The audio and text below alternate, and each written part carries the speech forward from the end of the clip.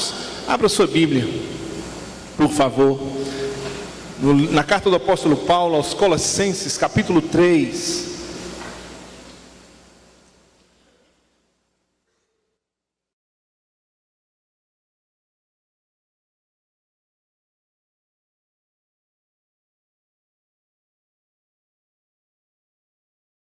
Carta do apóstolo Paulo aos Colossenses, no capítulo 3.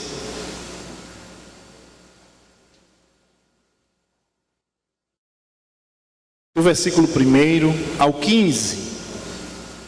São 15 versículos que trazem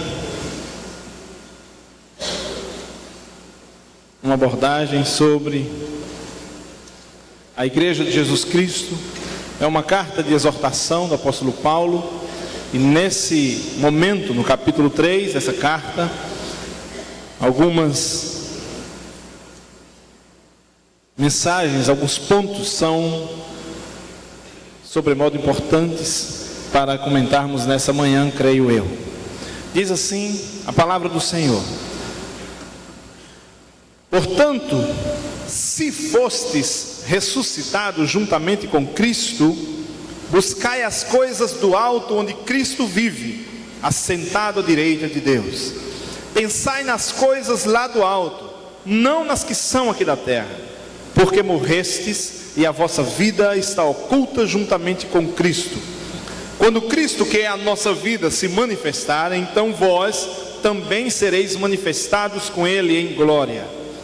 Fazei, pois, morrer a vossa natureza terrena: prostituição, impureza, paixão lasciva, desejo maligno e a avareza, que é a idolatria. Por estas coisas é que vem a ira de Deus sobre os filhos da desobediência. Ora, nessas mesmas coisas andastes vós também noutro tempo, quando vivieis nelas. Agora, porém, despojai-vos igualmente de tudo isso: ira, indignação, maldade, maledicência, linguagem obscena do vosso falar. Não mintais uns aos outros, uma vez que vos despistes do velho homem com os seus feitos, e vos revestistes do novo homem, que se refaz para o pleno conhecimento, segundo a imagem daquele que o criou, no qual não pode haver grego, nem judeu, circuncisão, nem incircuncisão, bárbaro, cita, escravo, livre, porém Cristo é tudo em todos. Versículo 12: revesti-vos, pois, como eleitos de Deus, santos e amados, de ternos afetos de misericórdia, de bondade, de humildade, de mansidão, de longanimidade. Suportai-vos uns aos outros, perdoai-vos mutuamente, caso alguém tenha motivo de queixa contra outrem. Assim como o Senhor vos perdoou, assim também perdoai vós. Acima de tudo isso, porém, esteja o amor, que é o vínculo da perfeição. Seja a paz de Cristo o árbitro em vosso coração, a qual também fostes chamados em um só corpo, e sede agradecidos. Amém? Senhor Deus, nós carecemos da Tua graça uma vez mais, e mais do que achamos, para compreender a profundidade do que o Teu Espírito, através do Teu servo e através dessa leitura que agora fizemos, desejou comunicar a nós. Como igreja, nós pedimos no nome de Jesus que nos seja comunicado por Tua graça e favor, no nome de Jesus, amém. Querido, confesso aos amados que outros textos teríamos, e existem outros textos nos quais poderíamos refletir sobre o que eu quero falar hoje, e o desejo no meu coração. Mas, e até vamos passear, deixe sua Bíblia aberta, vamos passear por outros textos, ainda nessa reflexão, que o apóstolo Paulo, escrevendo aos Colossenses, os crentes da cidade de Colossos, no capítulo 3, ele traz esse texto, e eu gosto do versículo 1, desde quando o apóstolo Paulo diz: portanto, se fostes ressuscitados juntamente com Cristo. A condição é precípua, é incisiva do apóstolo Paulo. Nós temos vivido e falado, o pastor Estevão tem nos convidado como guia desse rebanho, nos convidado a refletir sobre corpo. Os amados tem escutado o livro que estamos partilhando, que na verdade é um compêndio, vamos dizer assim, de palavras de unidade do corpo que se encontram na palavra de Deus. E nós temos vivido esses princípios. Acabei de anunciar o DVD que fala do princípio divino da unidade. Deus mesmo nos pede isso. Agora é interessante que a palavra pede não é suficiente para expressar o desejo de Deus que a igreja seja uma. E o versículo 1 do Colossenses capítulo 3 já nos diz que é: se fostes ressuscitado com Cristo. Em outros momentos, na mesma palavra diz: se é que tu morrestes com Cristo. Ou seja, há uma condição. E amados, permitam-me, nesse culto de domingo pela manhã, nós estamos conversando sobre unidade do corpo. Nós entendemos que, de maneira majoritária, aqui estamos falando a crentes, membros da igreja, comprometidos e compromissados com a obra do reino de Deus nessa terra, através dessa agência do reino, que é essa igreja. E nós precisamos compreender que temos visto muitas vezes sofrimentos de liderança, sofrimento dos irmãos, sofrimento em grupos, em ministérios, sofrimentos estes que a priori fazem parte do viver essa vida. Os sofrimentos estão implícitos, estão ligados a simplesmente viver. Até mesmo aprendemos no sofrimento, é na dor que nós somos confrontados e somos desafiados a desenvolver as nossas capacidades e ultrapassar os mares, os desertos da nossa vida. Mas muitas vezes eu percebo, e é bem verdade que Jesus disse: olha, o joio e o trigo você não sabe separar. Não queira separar, porque se você for tirar, você vai tirar o trigo pensando que é joio, e vai deixar o joio porque você está pensando que o joio é trigo. Somente naquele dia em que o anjo do Senhor virá, separará. Mas eu tenho visto e gostaria de compartilhar, queridos, que o apóstolo Paulo aqui está falando para a igreja, está dizendo: eu estou falando para aqueles que morreram com Cristo e com Ele irão ressuscitar, ou seja, na verdade, ressuscitaram com Cristo, e de maneira gloriosa será manifesta a sua vida. Mas o apóstolo Paulo é incisivo e diz: olha, se é que fostes ressuscitado com Cristo, pensai nas coisas que são de lá, pensai nas coisas que são do reino. Nós temos visto, queridos, sofrimentos, muitas vezes porque nós estamos querendo discernir o que não temos capacidade para tal. Nós estamos muitas vezes tentando fazer igreja o que não é igreja. Estamos tentando fazer corpo o que não é corpo. E eu acho lindo quando o apóstolo Paulo inicia dizendo: estou falando para os que ressuscitaram em Cristo Jesus. Se é que tu fostes ressuscitado com Cristo Jesus, pensa, busca as coisas que são do alto. Ele não está dizendo quem é e quem não é, querido. Nós não estamos aqui fazendo uma abordagem piegas, de nós pensarmos em alguém, se é, se não é. Não é isso. Estou falando de que a igreja, na igreja, e eu gostaria até de ressaltar em Colossenses capítulo 3, um dos últimos versículos dos que nós lemos agora, na versão da Bíblia judaica. Eu fiz questão de trazer esse texto aqui, para, de uma maneira, trazer uma outra versão desse texto, que é a mesma que nós lemos agora. Colossenses capítulo 3, no versículo 15, diz assim, no 14:15: acima de tudo isso, porém, revistam-se do amor, que une todas as coisas com perfeição, e que a Shalom, procedente do Messias, seja quem tome as decisões de seu coração, porque vocês foram chamados para integrar o corpo indiviso do Messias. E eu trouxe esse texto para buscar essa última expressão em que ele diz: vocês foram chamados para o corpo indiviso do Messias. O corpo de Cristo sobre a terra, ele não se divide, ele não se fragmenta, Ele não tem pedaços.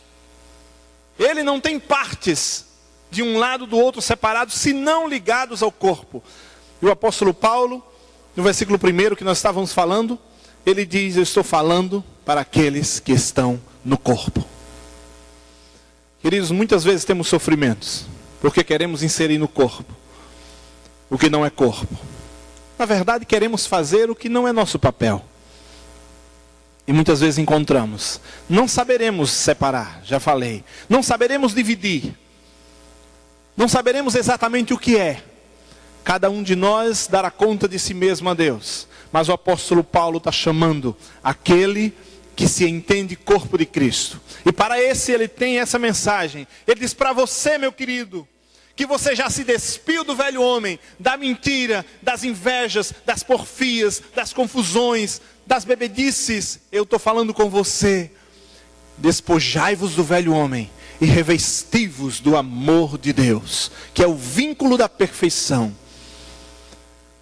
O pastor Estevão já falou aqui algumas vezes sobre quando a fisiologia é estranha no meio da igreja, ele se torna um corpo estranho, e à medida que esse corpo se une, se integra, se torna mais coeso em suas atitudes, suas reflexões, ele vai fazer com que qualquer corpo estranho seja naturalmente expulso do meio.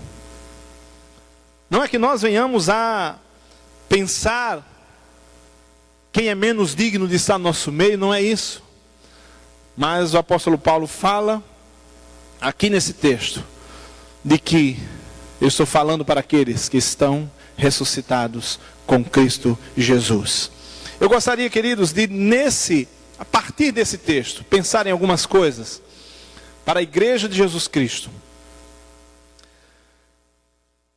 Por exemplo, a missão da igreja está em Neemias capítulo 4, versos 19 e 20. Você pode abrir comigo, Neemias capítulo 4, 19 e 20.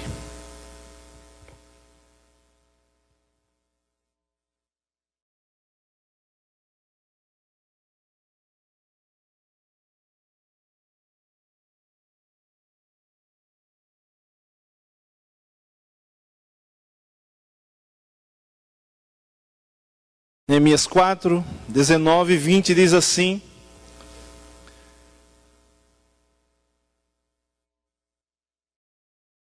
antes de Salmos, você vai achar Jó, Esther, e antes de Esther está Neemias. Voltando de Salmos, diz assim, Neemias capítulo 4, verso 19 e 20. Disse eu aos nobres, aos magistrados e ao resto do povo: grande e extensa é a obra, e nós estamos no muro muito separados, longe uns dos outros.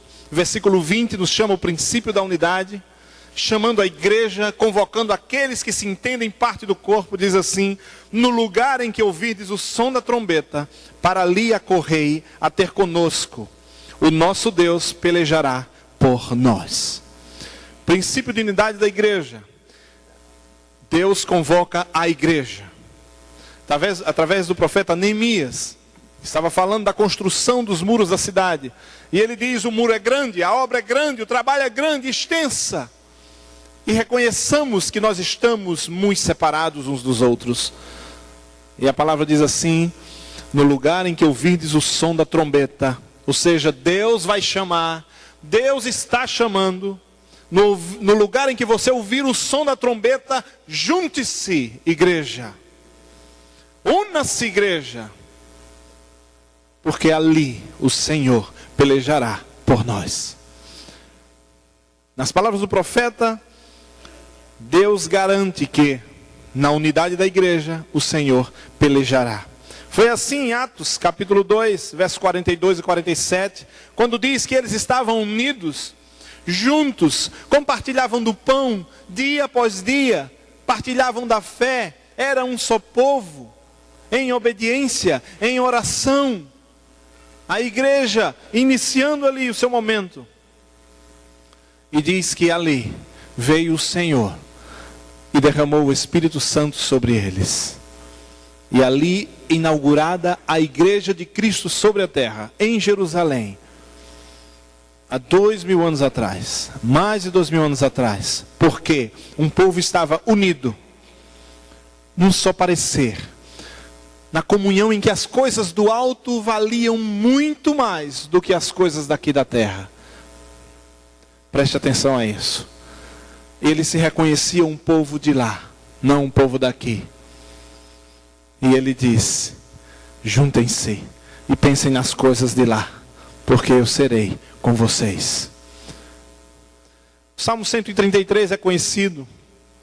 Oh, quão bom e quão suave é que os irmãos vivem em união, pois será como o óleo que desce sobre a barba de Arão, sobre as orlas das vestes de Arão. Oh, como é bom que o povo de Deus esteja unido, como é bom que o povo de Deus viva unido.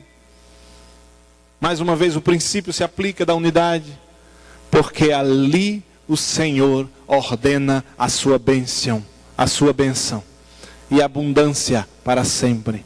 Porque ali o Senhor ordena a sua bênção. Por que ali?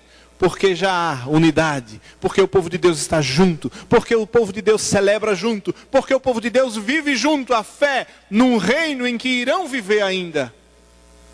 Eles pensam nas coisas do alto. E isso os torna comuns. Esse amor, essa unidade, essa paixão de compreensão, de parecer, de fé, os torna um. E Deus é com o povo. Eu queria chamar a atenção, repetidamente, de que quando o povo é um, não quando o povo está apenas no mesmo lugar, não é isso. Isso é uma das características daqueles que estão unidos. Mas aqueles que estão unânimes, estão em oração, vivendo a sua fé e até compartilhando o pão. 1 Coríntios capítulo 10. O apóstolo Paulo mais uma vez falando de unidade. 1 Coríntios capítulo 1, versículo 10 ao 17.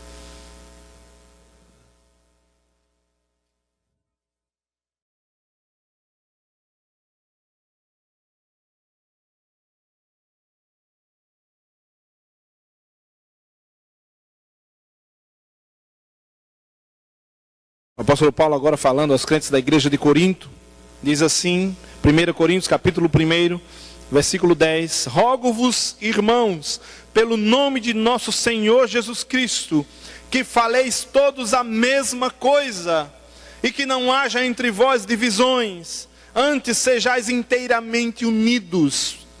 Preste atenção, queridos, não apenas unidos, ele está falando sejam inteiramente unidos. Na mesma disposição mental, no mesmo parecer. Versículo 11, ele fala à igreja de Corinto, dizendo: pois a vosso respeito, meus irmãos, fui informado pelos da casa de Cloé, de que há contendas entre vós. Refiro-me ao fato de que cada um de vós dizer: eu sou de Paulo, eu de Apolo, e eu de Cefas, e eu de Cristo. Versículo 13, acaso Cristo está dividido? Foi Paulo crucificado em favor de vós? Ou fostes porventura batizados em nome de Paulo? Graças a Deus, porque a nenhum de vós batizei, exceto Crispo e Gaio. Nos é suficiente esse texto, até esse versículo. O apóstolo Paulo diz: eu rogo-vos, no nome do Senhor Jesus Cristo, que sejais inteiramente unidos. Interessante, queridos, que a palavra inteiramente unidos é mais do que estar unidos, mais do que estar no mesmo lugar, mais do que ter algo em comum, mas é que em tudo sejamos unânimes. Eu não estou lendo outra coisa senão a Escritura, meu irmão. Eu não estou lendo outra coisa senão o livro que entendo que é o livro da minha e da sua fé. Que o apóstolo Paulo diz isso. Quase, queridos, que caminhando para o final, a nossa breve reflexão. O apóstolo Paulo e a Sagrada Escritura em inúmeras passagens, nós vamos ler agora Provérbios capítulo 18, em que há resistência no corpo, muitas vezes, dessa unidade. Sempre existiu, na Escritura, Antigo Testamento, Novo Testamento, sempre existiu resistência à unidade. Não sejamos utópicos, não sejamos românticos. Há resistência para a unidade. Até mesmo porque há resistência para tudo que se chama Deus na face da terra. E se há um princípio divino da unidade, há também uma permanente reação para a unidade. Veja o que diz o sábio Salomão no capítulo 18, versículo 1.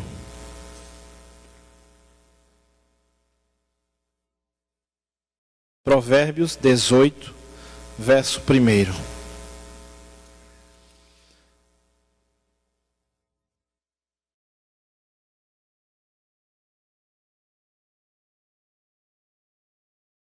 O solitário busca o seu próprio interesse e insurge-se contra a verdadeira sabedoria.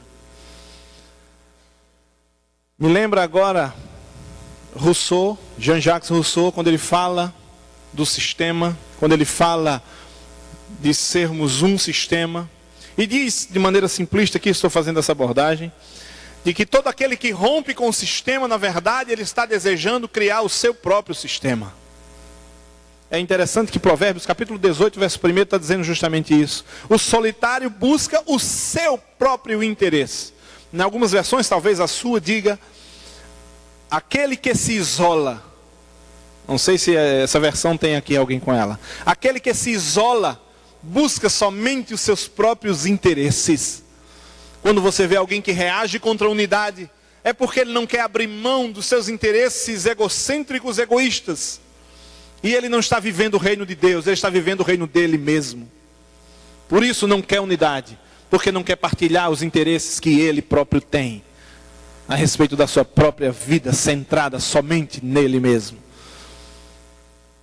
Reação da unidade é reação daquele que não se libertou do seu próprio ego, e está talvez no meio do povo, vivendo, no meio do povo do reino de Deus, vivendo o seu próprio reino. Por fim, o último versículo que nós podemos citar, dentre tantos outros, é que Deus deseja que nós sejamos um. Não porque a palavra deseja, na verdade, Ele está desejando que nós vivamos inteiramente unidos. Vivamos inteiramente unidos, sabe por quê? Porque nós somos um. Há uma canção que algumas vezes encontramos uma pessoa ou outra que reage, até quando se canta essa canção. É a canção que nós cantamos aqui, Corpo e Família, não agora, mas tantas vezes. Somos corpo e assim bem ajustado. Pode cantar comigo? Totalmente ligado, unido, vivendo em amor, uma família, sem qualquer falsidade, vivendo a verdade, expressando a glória do Senhor, uma família, vivendo o compromisso do grande amor de Cristo. Eu preciso de ti, querido irmão, precioso és para mim, querido irmão. Queridos, essa canção, já ouvi, não apenas uma, algumas pessoas dizerem, essa parte eu não canto, pastor. Essa parte eu não canto. Na verdade, eu não gosto nem de cantar essa música. Às vezes eu acho que não devemos cantar. E a resposta que eu tenho é para a seguinte: queridos, quando não cantamos, não temos coragem de cantar, quando pulamos essa frase, né? Somos corpo e assim bem ajustado, totalmente ligado, unidos, vivendo em amor, uma família. Aí o irmão faz assim na hora para pular essa parte, né? Queridos, o problema não é na música. O problema não é quando a Bíblia diz que nós somos um. O problema está na pessoa que não consegue cantar. Porque quando nós celebramos aqui a ceia do Senhor, nós dissemos que somos um. E deixe dizer, o fato de dizer, de agir como, é o que Deus nos pede, nos convida, nos roga a fazer, como o apóstolo Paulo diz: eu rogo-vos em nome do Senhor Jesus Cristo, que vocês sejam inteiramente unidos. Ele está nos convocando a viver unidos, porque na cruz do Calvário, que nós celebramos aqui agora, nós somos feitos em Cristo Jesus um. E o apóstolo Paulo em Efésios diz que vocês vivam de maneira digna como foram chamados. Ele está dizendo: olha, presta atenção, que você já é um, agora você precisa viver como um. O apóstolo Paulo não está dizendo: eu chamo vocês a serem um, eu chamo vocês a viverem como um, porque não é uma opção sermos um, se somos salvos em Cristo Jesus. E eu queria concluir com essa palavra, queridos. Não é uma opção minha, não é uma opção sua ser um. Isso Cristo fez por seu amor na cruz do Calvário, derramando o seu sangue, entregando o seu corpo a chicotadas, a humilhação. Ele nos fez um. E somos um. O apóstolo Paulo nos convida a vivermos de maneira digna com o que Jesus Cristo fez na cruz. Isso que estamos celebrando hoje à noite. E se você tomou desse cálice e comeu desse pão, você é desafiado. Assim como o apóstolo Paulo disse em Colossenses capítulo 3, verso 1: se é que fostes ressuscitado com Cristo Jesus. O apóstolo Paulo está falando à igreja: se você bebe desse sangue, se você bebe desse cálice, se você come desse pão, eu te digo, pensa como um só. Pensa como igreja. Seja as suas atitudes como as de Cristo Jesus. Por fim, João 13, 35, texto que todos nós conhecemos de cor, diz assim a palavra: nisto conhecerão que vocês são meus discípulos. Nisto vão saber que vocês são meus filhos. Nisso vão saber que vocês me seguem. Nisso vão reconhecer-me em vocês. Podemos lembrar Atos 1:8 também, quando disse: vocês serão minhas testemunhas. Jesus diz em João 13, 35: nisso vão ver em vocês a minha face. Nisso vão ver em vocês o meu bom perfume. Nisso vão ouvir de vocês as minhas palavras. Nisso vão ver na vida de vocês a minha vida. Nisso vão ver a mim mesmo em vocês.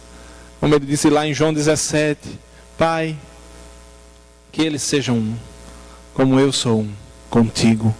Esse é o desejo de Deus, que nós vivamos como um corpo. E o alerta, queridos, a exortação que o Provérbios 18 nos trouxe, é que há reação contra a unidade do corpo. Cuidado com ela. Cuidado com ela. Porque aquele que se isola busca, senão os seus próprios interesses. Mas o reino de Deus busca os interesses do reino de Deus. Buscai as coisas que são do alto, porque Cristo ali está. Vivamos como um povo sobre a terra, porque nisso seremos conhecidos.